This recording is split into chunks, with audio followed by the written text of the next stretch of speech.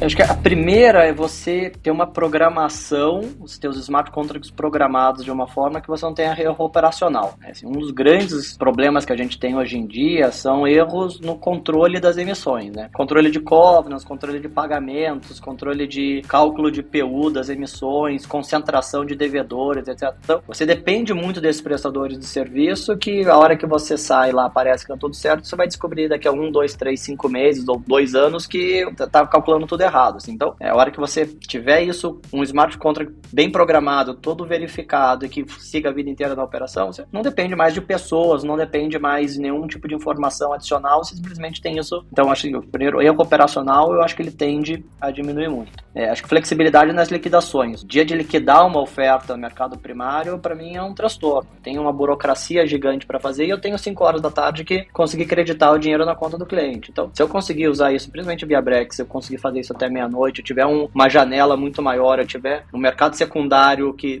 não dependa de uma janela de liquidez, eu consiga negociar a qualquer momento, isso ajuda demais, assim. E o terceiro, eu acho que é a padronização dos instrumentos. Assim. Então, uma debênture, eu acho que ela já é bem padronizada, mas quando eu faço um FDIC, ou quando eu faço uma cota de um fundo diferente, ou quando eu quero distribuir um ativo que não é líquido, e eu conseguir tokenizar e deixar uma fração padronizada para vários investidores comprarem, saberem que podem negociar aquilo ali no mercado secundário, acho que ele torna o mercado mais líquido e padronizado, que todo mundo sabe exatamente o que está comprando. Então, eu tendo a achar que esses três itens são os que vão mais trazer impacto para o nosso dia a dia. Hoje em dia, o que ele vai substituir de custo aqui são esses prestadores de serviço. Eu já tenho 3, 4 prestadores de serviço que eu vou, teoricamente, conseguir substituir esses 3 ou 4 por um que vai ser o responsável por controlar, programar tudo no blockchain e fazer esse on-chain, off-chain. Ele vai ajudar? Ele vai ajudar para emissões menores. Talvez ele reduza custo dos produtos mais estruturados. Hoje, num FDIC, eu tenho um custo grande porque o controle é muito grande. Se eu tiver tudo programado no blockchain, ele vai me reduzir custo desse prestador de serviço também. Não acho que é isso que vai viabilizar o mercado dobrar de tamanho, porque quando você fala de uma oferta grande de 500 milhões, 1 bilhão de reais, esse custo é marginal. O que impacta mesmo é taxa de emissão, etc. Mas para as empresas que estão acessando o mercado pela primeira vez, menores, e que